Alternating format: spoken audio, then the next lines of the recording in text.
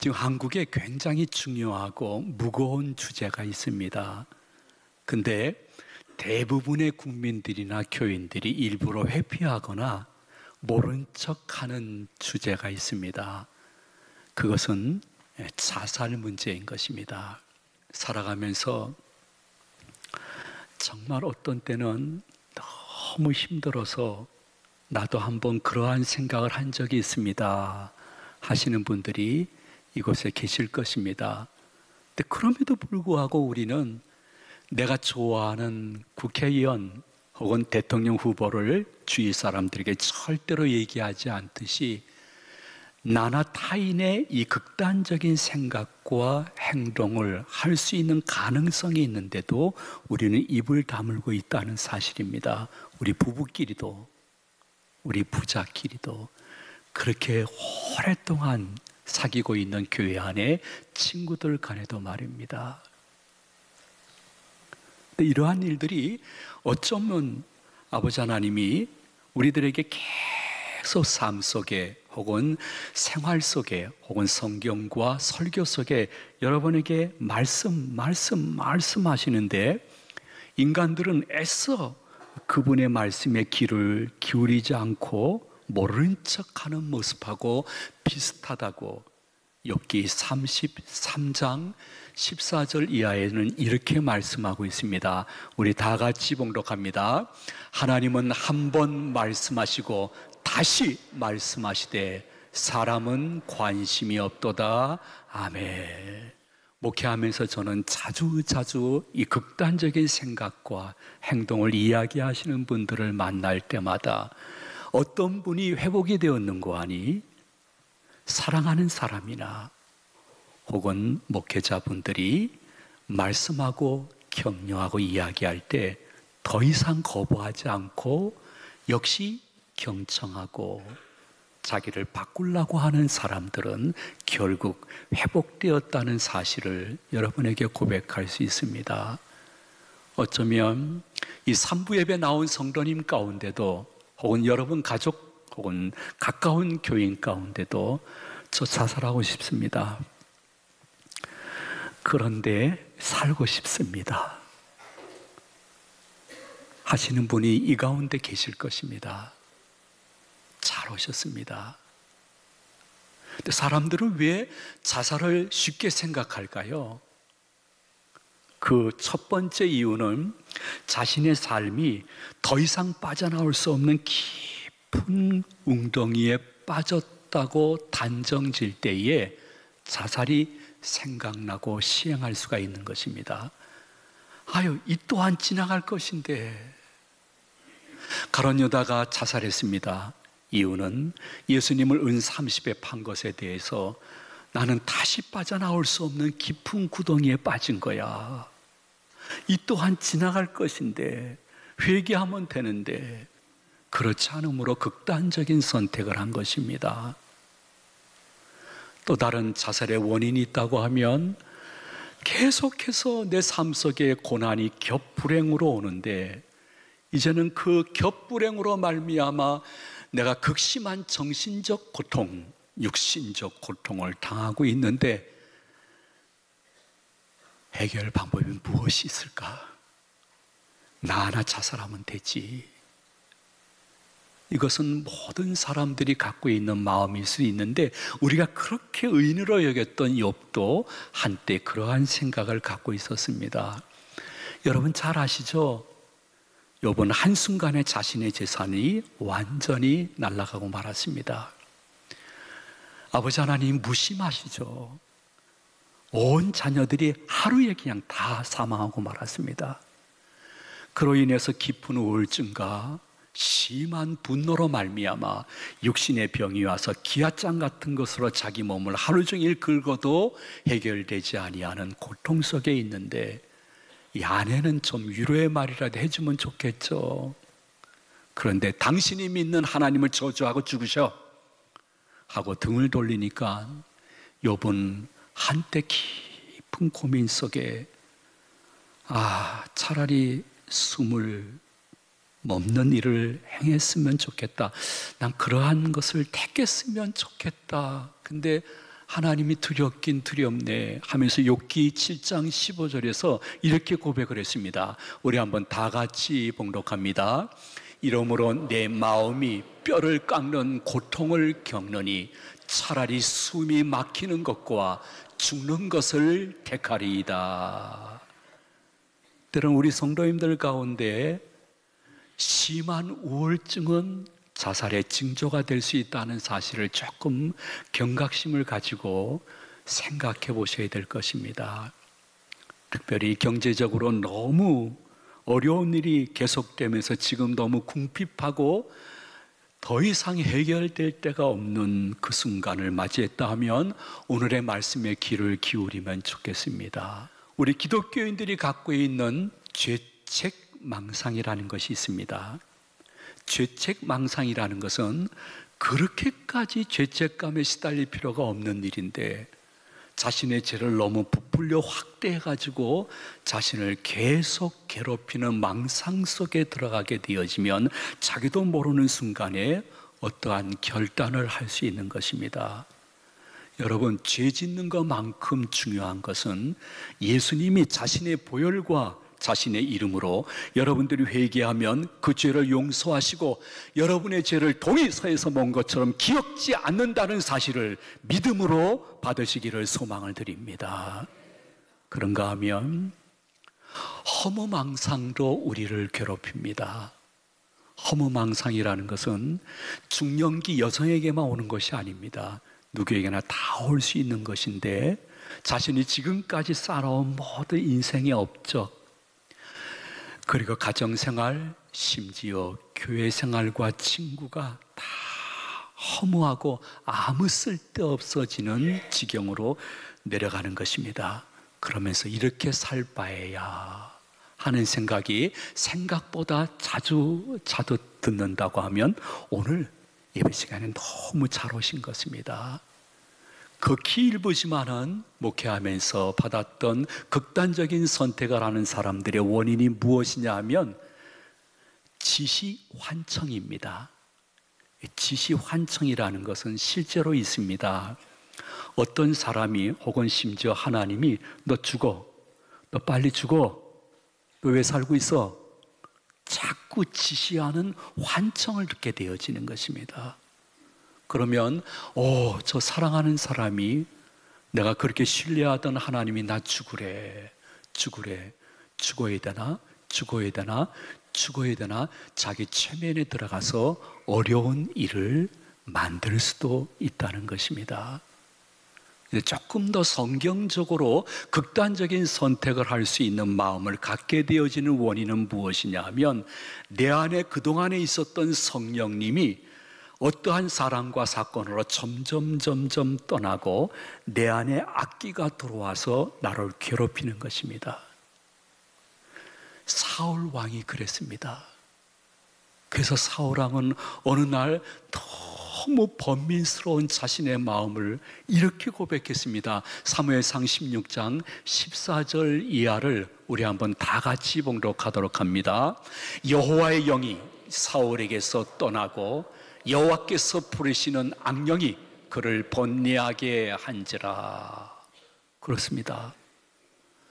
하나님께서 여러분 한 사람 한 사람을 얼마나 사랑하냐 하면 이것 이외에 각종 여러 가지 일로 말미암아 점점 옥조여져 가는 내 마음과 삶을 아시고 하나님께서 수많은 사람 가운데 여러분들은 주일날을 기억하게 해 주었습니다. 그리고 교회에 나올 수 있는 강권적인 은혜를 주었습니다. 그리고 교회에서 하나님도 다시 한번 만나 뵙고 그분의 말씀을 들으면서 나를 추스릴 수 있는 기회를 얻게 되었으니 여러분 너무 귀한 것입니다. 왜냐하면 정말 힘들었던 다윗이 여러분들과 비교할 수 없는 엄청난 삶의 고통, 우울증, 불면증, 그리고 깊은 좌절 혹은 때로는 엄청난 분노 속에 불특정 다수를 향하여 괴로움 표할 수 없어서 어쩔 줄 모르다가 그가 자살하지 않고 삶을 포기하지 않고 다시 회복됐던 것은 나는 이 상태에 있지만은 나는 주의 날개 그늘 아래 피할 거야. 난 그분께 갈 거야. 그분을 의지할 거야. 그분의 따뜻한 품 속에서 다시 나는 새로울 수 있을 거야 하면서 그가 환난 속에 고백한 고백이 9절 말씀 속에 기록되어 있습니다. 우리 한번 9절을 다 같이 봉독하도록 합니다. 진실로 생명의 원천이 주께 있사오니 주의 빛 안에서 우리가 빛을 보리이다. 아멘. 생명은 내 것이 아닙니다. 생명의 원천은 하나님께 있습니다. 그래서 저는 하나님께 지금 가는데, 하나님, 저의 모습 보시고 주님의 따뜻하고 포근하고 자유로운 날개 그늘 아래 저를 예배 시간에 품어주시고 저를 회복시켜 주시옵소서. 제가 지금 구조 신호 보내고 있습니다. 주님, 저를 바꾸어 주시옵소서. 왜냐하면 사람들은 열이 없습니다. 우리 누구나 다 내 자신을 평가할 때에 나의 무슨 지력 혹은 영역 혹은 학력 혹은 재력 혹은 나의 여러 가지를 바라보면서 나를 평가하고 좋게 평가할 때도 있고 대부분 나를 나쁘게 평가하고 그렇게 나를 취급합니다. 사람들은 할 수 있거든 나를 좋게 보지 않는 본성, 특성이 있습니다. 그래서 그들의 이야기를 듣거나 그들이 말한 것을 누가 얘기했는지 모르지만 소문으로 듣게 되어지면 내 마음이 흔들리게 되어지고 혹은 낙심 혹은 증오가 일용할 양식이 될 수 있습니다. 근데 여러분 한 가지 꼭 기억해 주시면 좋겠습니다. 우리가 믿고 있는 하나밖에 없는 님, 아버지 하나님은 여러분들의 지력, 영역 혹은 체력 혹은 재력, 여러분이 갖고 있는 평가를 보면서 여러분 한 분 한 분을 대하시는 분이 아니십니다. 그분은 오직 하나, 여러분들을 이름으로 기억하시고 여러분 한 분 한 분에게 두려워 말라. 내가 전에도 너를 구속하였고 앞으로도 너의 영육을 구속할 이유는 내가 너를 지명하여 불렀나니 너는 내 것이라. 이렇게 말씀하시는 거예요. 여러분 거짓말인지 아닌지 한번 이사야 43장 1절 하반절 말씀을 믿음으로 고백하도록 합니다. 너는 두려워하지 말라. 내가 너를 구속하였고 내가 너를 지명하여 불렀나니 너는 내 것이라. 아멘. 하나님은 여러분들을 평가하지 않습니다. 여러분들을 이름으로 지정하여 불러서 생명록에 기록했기 때문에 그분은 여러분들이 생각할 수 없는 일방적이고 불가항적인 은혜로 여러분 한 분 한 분을 날개 밑에 품어서 회복시키기를 좋아하시는 좋으신 아버지 하나님이신 것입니다. 혹시 하나님의 섭리라는 이야기를 들어보셨는지요? 하나님의 섭리, 섭리라는 단어는 두 가지의 의미가 포함되어 있습니다. 세상에 일어나는 모든 일들과 내게 일어나는 개인적인 모든 일들이 하나님의 섭리 속에 있다 하는 것은 하나님이 허락하시고 지켜보고 계신다 하는 의미인 것입니다. 여러분이 지금 이 예배 시간에 앉아 있는 것은 하나님이 여기까지 오도록 허락하신 것입니다. 그리고 하나님은 바람과 공기처럼 보이지 않지만은 영으로 이 시간 여러분 보시면서 잘했다, 잘했어 칭찬하고 계시는 것입니다. 하나님이 나를 그렇게 보면 되지, 현실은 때가 되면 지나갈 것이니 다시 마음을 곧잡아야 됩니다. 마음의 옷깃을 다시 염해야 됩니다. 왜냐하면 여러분 생각해 보십시오. 여러분이 어떠한 사람들과 상황으로 인해서 계속해서 불안해하고 불면에 밤을 보내며 잠을 못 자고, 그것이 내가 보기에는 내가 너무 낙심하고 밥도 제대로 안 먹고, 반대로 너무 분노에 차가지고 어찌할 바 몰라가지고 이 분노를 표출하려고 하는 이 모습, 그러다가 혹시 자사이라도 생각하는 이 마음도 어쩌면 하나님이 허락하신 것입니다. 하나님은 여러분들을 로봇처럼 조종하시는 분이 아닙니다. 하나님의 섭리라는 뜻은 하나님께서는 여러분이 그렇게 마음을 갖고 그렇게 행동하려고 하는 것도 하나님이 이미 아시고 여러분에게 선택의 자유의지를 주셨기 때문에 하나님이 원치 않지만 허락한 것입니다. 그러나 이렇게 교회 오는 것처럼 그분이 기뻐하시고 칭찬하시는 것은 아닙니다. 영분별의 은사로 분별해야 됩니다. 여러분이 잘 아는 탕자가 있습니다. 탕자가 아버님 살아계시는데 유산 달라고 해가지고 허랑방탕하게 외국에서 생활하기 시작합니다. 못된 짓 많이 했습니다. 하나님은 탕자를 로봇처럼 여기지 않고 그의 선택을 인정하고 하나님의 섭리 속에 그가 방탕한 생활을 한 것입니다. 하나님은 허락하셨지만 탕자의 삶을 보면서 기뻐하시지 않았습니다. 칭찬하지 않았습니다. 여러분들이 인생을 살아가면서 모든 것을 부정적으로, 염세적으로 생각하고 사람과 상황에 대해서 늘 분노에 차 있고 어떠한 순간이 되면 나도 한번 해버리고 죽으리다 하는 것도 하나님이 싫어하지만 허락해 준 섭리입니다. 그게 좋겠습니까?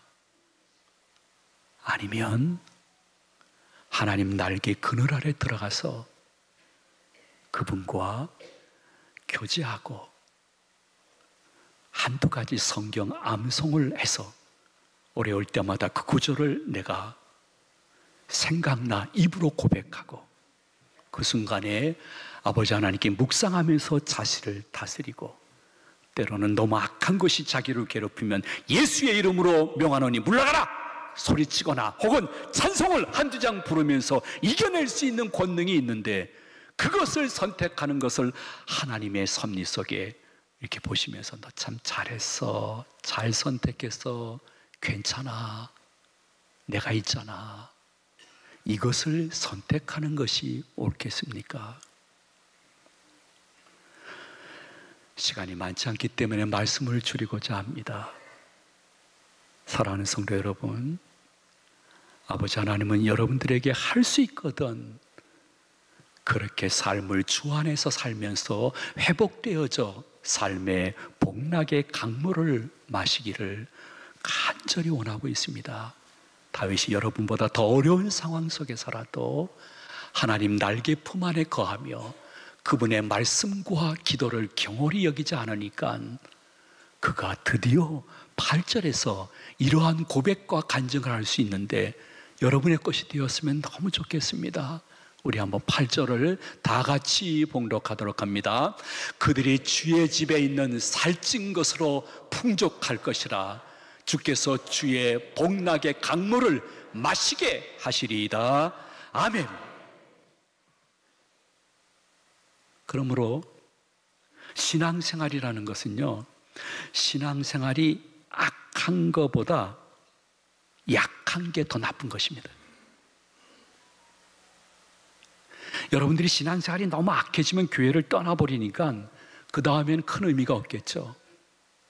근데 교회 생활하면서 약한 신앙생활하는 것은 악한 것보다 더 나쁜 것입니다. 할 수 있거든 예배전 찬송이나 예배중 찬송에 너무 약한 모습으로 응답하지 마세요. 조금 더 강하게 손을 들고 주님 앞에 찬양 드릴 때 성령이 오셔서 나를 치유할 것인데, 나를 좀 치유할 수도 있는데 나는 왜 이렇게 찬양 시간에 동참하는 것을 수십 년 믿고 있는데 꺼리고 있을까? 종교인은 될 수 있으나 성령을 체험하는 데는 부족한 것입니다. 신앙생활은 악한 것보다 약한 게 더 나쁩니다. 그러므로 기도할 때도 어영부영 기도하지 마시고 짧은 시간이라도 강하게 기도하셔야 됩니다.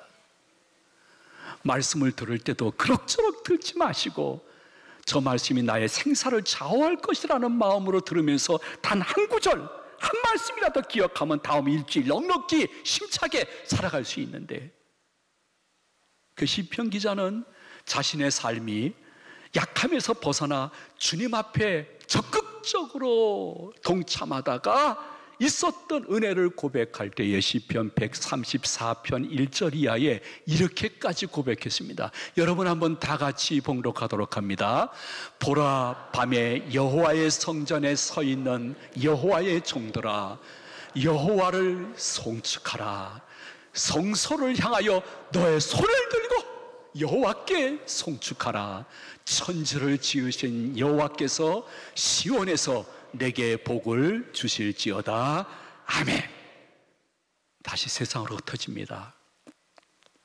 내가 흔들릴 수 있기 때문에 마지막 말에 조금 귀를 기울였으면 좋겠습니다. 여러분의 정체성인 것입니다. 여러분 보통 사람이 아닙니다. 여러분 한 명 한 명은 예수님 편에서는 돼지 2,000마리를 강물에 몰사시키면서도 살리고 싶은 귀한 존재입니다. 그 여인은 귀신 들렸고요, 각종 군대 귀신 들려가지고 사람들이 주위에 그 여인이 나타나면 다 도망가고 숨을 정도로 기피 대상이었습니다. 인간 취급을 못 받던 분이었습니다.